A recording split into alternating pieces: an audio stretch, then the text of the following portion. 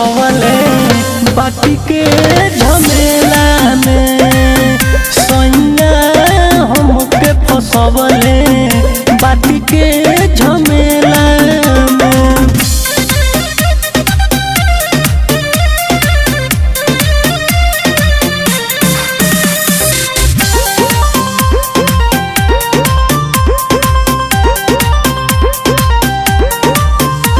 नया नया से पवले बाड़े डोलले बाड़े डबल सीमा हो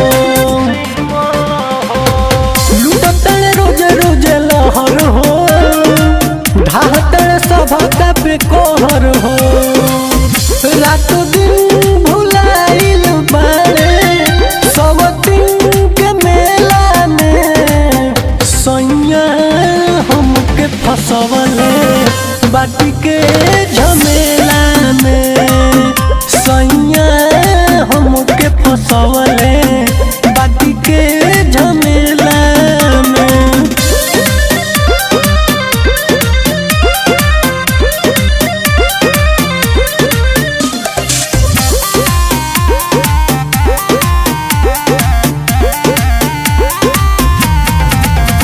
कबो छूमेल ना उठ चूमेल ना खाली बतिये से दिल भरमाई हो